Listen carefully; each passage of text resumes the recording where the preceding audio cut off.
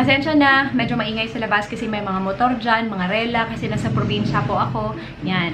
Yan na siya. Hey guys! Welcome back to my channel. Pasensya na kung sobrang tagal na kung hindi naka-upload ng video ay natagalan tong part 2 na to. Marami sa inyo nagme-message sa akin na please tell me about the price na or yung experience mo sa lahat-lahat kasi gusto nyo ding magpa-veneers and parang hindi na kayo makahintay sa part 2. Kaya sabi ko, sige, I'm just gonna sit down and talk to you about the part 2. And don't worry guys kasi meron naman ako mga clip na i-insert para hindi din kayo ma-bored na yung mukha ko lang yung makikita nyo kasi di ba boring yun. Part 1, nakita niyo naman na gum surgery ako. Yung iba daw nag-heal ng 4 to 5 days or 1 week. Yung sa akin naman 2 weeks siya. Natagalan kasi nga nilagnat ako. Sabi ni Doc Justin kasi pag lalagnatin ka or magkasakit ka, mas matagal mag-heal yung gums. First visit ko sa dentist nung na-heal na yung gums ko, shinave namin yung upper teeth and then nilagay na namin yung sa baba. And yung sa baba ko guys, ito lang talaga yung makakaya nila kasi sobrang sungki-sungki na talaga yung ngipin ko and naka-rotate na daw yung ibang ngipin. Kasi nga, sa sobrang nakagano na siya. So, parang na-rotate na yung iba. Hindi ako maka-explain ng maayos kasi nga hindi ako dentist. Pero yun yung narinig ko from them. And then, mas maganda din na hindi ganun ka-perfect or hindi ganun ka-straight para hindi siya ganun ka-fake tingnan. And then, we kept the size no teeth ko sa baba. Kung ano yung size ko before, yun lang talaga yung size dito sa baba. Hindi lang siya nakaganon na. Sobrang tagal nung process talaga sa baba mga best. Kasi diba when they put the veneers on, hindi pwedeng basa yung ngipin mo. And then yung dila ko nasa baba, diba? As in, sobrang hirap. Nahirapan talaga sila. Kaya apat sila mga best. Yung isa, nakaganon para hindi matatamaan ng dila ko yung ngipin. And then yung isa, basta sobrang funny. Kasi apat sila na parang nakaganon sa akin para lang malagay yung mga ngipin sa baba. So, mas mahirap sa baba daw compared sa taas. That was a Tuesday. And then the same week, pagka Saturday, bumalik na ako dun sa dental lounge ng Wanadela para i-fit namin yung sa taas ko naman na veneers. And to be honest, when we were fitting it, maraming dapat i-change talaga na hindi kakayanan na i-change lang dun sa clinic. Kailangan talagang idala? Ano yun? Kailangan talagang dalhin sa lab para i-trim siya. Tinry naman ni Doc Justin talaga na i-trim yung ngipin ko. Kaso, yung sa gilid kasi hindi siya IMAX mga best. Zirconia yung material niya. And mahirap and kailangan daw talagang dalhin sa lab. Pwedeng i-trim, yes. Pero nagsaspark daw. And natatakot naman ako na sa ngipin ko i-trim, diba? Kasi magsaspark siya. And baka masunog yung mukha ko mga best. So sabi ko, sige, dalhin na lang natin ulit sa lab. Bumalik ako ng Monday for another fitting. And sa time na yun, nagustuhan ko na yung size talaga ng ngipin ko. Medyo nakakapanibago, yes. Kasi when I smile, hindi nakikita yung gums ko. Especially itong dalawang ngipin na to. I'm gonna give you a closer look now. Itong dalawang ngipin na to, mga best, every time I smile, nakikita yung gums. Ngayon kasi pantay-pantay na sila. Medyo malaki lang siya tingnan sa camera kasi maliit talaga yung mukha ko. But in person, I already asked my friends and yung family ko. And nagustuhan nila talaga yung size ng ngipin ko. I'm gonna give you a closer look now. Wait.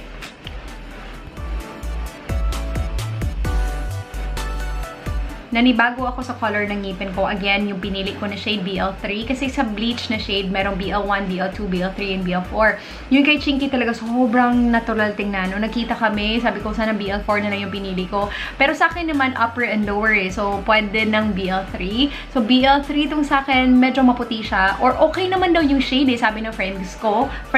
Ano yun? Sabi ng friends ko, hindi lang talaga ako sanay na puti yung ngipin ko. Kasi nga, yellow yung ngipin ko before. But if you want a supernatural color, puti siya, bleach pa rin siya, pero natural siya tingnan. Yung kay Chinky talaga, BL4. But if you want one shade lighter, then ito yung one shade lighter, which is BL3. Yung BL2 and BL1, parang hindi ko na-carry yung suotin kasi sobrang puti talaga, as in sobrang puti. Meron din namang girls na sobrang bagay sa mga shade na yun, yung BL1 and BL2. Sa akin lang, parang hindi na talaga bagay. Ito nga eh, parang naninibago pa ako sa color niya, pero feeling ko masasanay din ako. Hindi pa ako nagsusuot ng dark lipstick kasi pag mag-dark lipstick ako, tinry ko talaga, sobrang puti niya. Pero, yeah, I think this is okay. Masasanay din ako. And of course, masasanay din kayo. Di ba yung meet and greet Tuesday, and then then, sa gabi ng meet and greet, minit ko yung mga friends ko. And then, when I saw Chinky's teeth, nagustuhan ko yung parang mas malaki yung dito niya. And then, yung sa akin kasi, parang pantay-pantay lang siya. Gusto ko sana siyang ipa-U eh. Kasi yung sa mga beauty pageants, naka-U yung ngipin, diba? And then, yung pangil, parang wala talagang pangil. As in, parang ginanon lahat yung ngipin. Parang paliit. Like, malaki dito and then paliit siya ganon. Yun yung uso, yun yung mga ngipin ng artista. Pero hindi ako sure kung babagay ba yun sa akin. Tingnan nyo. I don't know if you guys can see it. Eto. Tinatrim ko to ng konti para lumabas tong dalawa ng konti. Pero hindi naman exage yung pagka-trim. Yung ibang naka-veneers, wala talagang pangil. Kasi parang from here, parang medyo mahaba. And then, paliit ng paliit dun. Para parang papasok yung smile nila. Pero bagay naman sa kanila yon. As in, bagay talaga. Si Lovely, as in, ganun yung style ng ngipin niya. And yung friend ko na si Nimra, nagpa-veneers din yun. And bagay sa kanila yung ganun. Kilala niyo ba to? Yan, oh, si Nai! Say hi! Andito din siya sa Wanadela ngayon. Hindi ako marunong mag-smile. Composite. We offer porcelain also, IMAX and zirconia. If gusto mo natural talaga tingnan, IMAX. If gusto mo quality talaga, na durable, zirconia talaga. That's the best material we have. Composite is cheaper, the cheapest, pero based on the quality, parang more on aesthetics lang siya. Hindi siya magagamit talaga like sa biting and everything kasi walang crispy pata and lechon. Ako nag-composite. Kumain ka rin. Composite din to sa akin. Kumakain din ako, pero of course, di ba, free naman pag mag-retouch ako. Kasi ako lang ikaw lang yung nag-retouch. So, pero ilang years? So, composite, usually magdi-discolor siya. Pag addict sa coffee or milk tea. Or tea, coffee, soft drinks, any colored na food or drinks. So, mga 3 years to 5 or 6 years.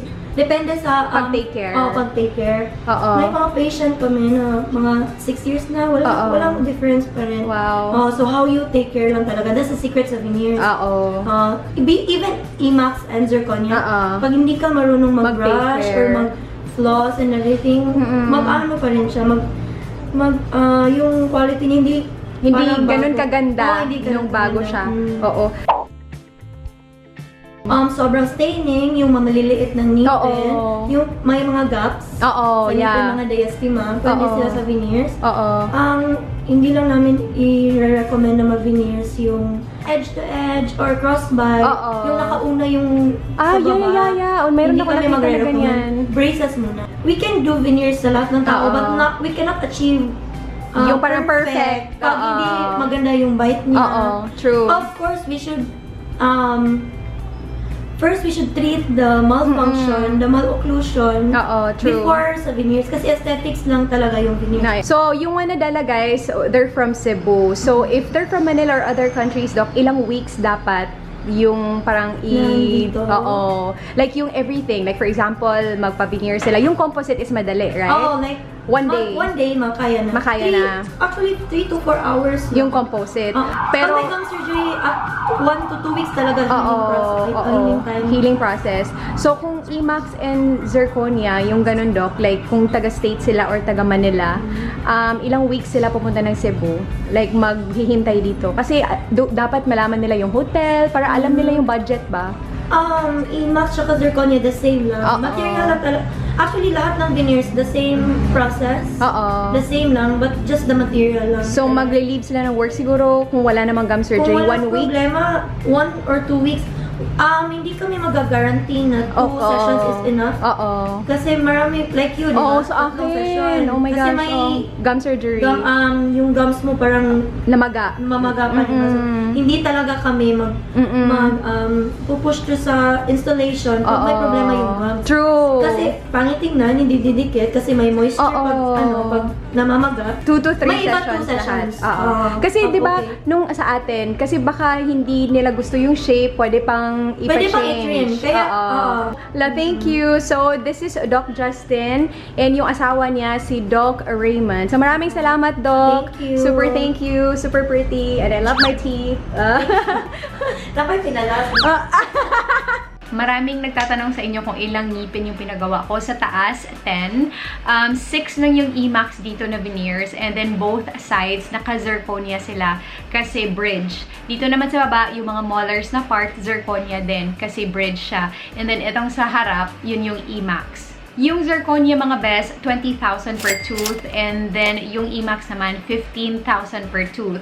Galing akong Amerika, diba? So, para sa akin, parang sobrang okay na yung price na yun. Kasi mahal talaga dun mga best. Na-try ko na mapacheck dun kasi feelingera ako eh. Sabi ko, baka kaya naman.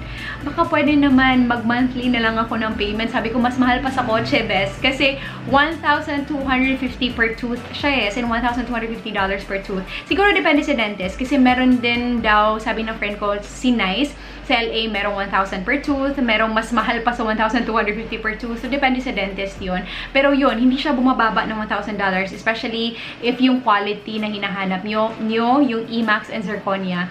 Kung sobrang dami yung ngipin na ipapagawa nyo, like mine, meron naman silang mga promo talaga, guys. Or magbibigay sila ng discount. Like sa akin, marami kasi yung pinagawa ko. So, meron talaga akong discount. So, kung madami, merong discount. Before I go, I want to say thank you to Wanadela Dental Lounge for my smile makeover. Hindi po nila ako binayaran na magsabi ng great things about them. Maganda lang talaga yung experience ko with Doc Justin and Doc Raymond. Ito kasi, guys, BOC. Kasi ako, very OC talaga ako. Nung pagdating ko sa clinic, marami na akong pictures na dala, yung mga peg ko ng ngipin. Hindi nila ididikit yung veneers kung hindi pa kayo happy. So, if-fit muna nila and then they will give you a mirror and then you decide if okay na. And then, ito din yung ma-advise ko sa inyo, do not settle for okay na. Like, for example, nagmamadali kayo kasi may flight na kayo the next day. And sasabihin nyo na lang na, okay na yan, Doc, ilagay mo na yung ganun kasi nagmamadali ka. Baka, kasi sayang eh, kasi mahal yung veneers. So yun, just talk to them. Sobrang madali lang talaga silang kausapin dalawa. So kung merong changes, sabihin mo, Doc, parang gusto ko ng ganitong shape eh, pwede ba natin i-change? Madali lang silang kausap, as in sobrang dali lang. So do not be shy. Tell them what you like. Kaya sabi ko sa inyo, if you're not from Cebu, kailangan mo talaga ng oras para kung may mga changes, marami kang oras talaga na ipa-change or they will bring it back to the lab kasi it takes time.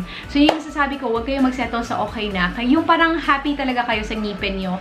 Hindi pa ako marunong mag-smile kasi all my life hindi talaga ako nagsismile ng full smile kasi nahihiya talaga ako sa ngipin ko ever since. As in, kahit high school ako, like, hindi ako bungisisi. Naalala ko talaga before, meron akong classmate sa college na sinabihan ako na huwag kang mag-smile, mukha kang cockroach. Naku, totoo yan. Totoo talaga yan. Hindi ko siya makakalimutan. Kilalang kilala ko pa siya. Sinabi niya sa akin talaga kasi pangit no yung ngipin ko. Especially nung college. Kasi nung nag-work na ako sa Manila, meron ako naging friend ng dentist sa Victory, sa church. And then, kasama ko siya kasi sa small group. And then, parang dinagdagan niya ng konti yung dito ko sa, yung two front teeth ko. Kasi, parang nakaganon talaga yung ngipin ko na maliliit. Tapos, dinagdagan niya, parang gumanda ng konti. Pero hindi pa rin maganda kasi yellow and very stained. Pero at least, nagiging okay na yung shape niya tingnan. So, after that comment, hindi na talaga ako nagsismile na nakikita yung ngipin ko. Unless you're, 10 feet away from me and sobrang layo ng camera, pwede akong mag-smile. So yun, ngayon hindi pa ako marunong mag-smile kasi nga hindi ako sanay mag-smile with teeth. So pinapractice ko pa yung self ko. But I'm very, very satisfied and happy with my veneers. Meron akong good news sa inyo kasi tinanong ko sila kung pwede kayong bigyan ng discount code. And yes, meron tayong pa-discount code mga best. You will get a 10% discount if you use my code Coffee and Sparkle. Wala po ako makukuha dyan kahit piso parang gift lang namin para sa inyo. Again, yung code natin, Coffee and Sparkle. So, that is it for this video, guys. I hope you enjoyed it. Please do not forget to like and subscribe if you haven't already. And may your brow game be as strong as your coffee today. Love you. Bye.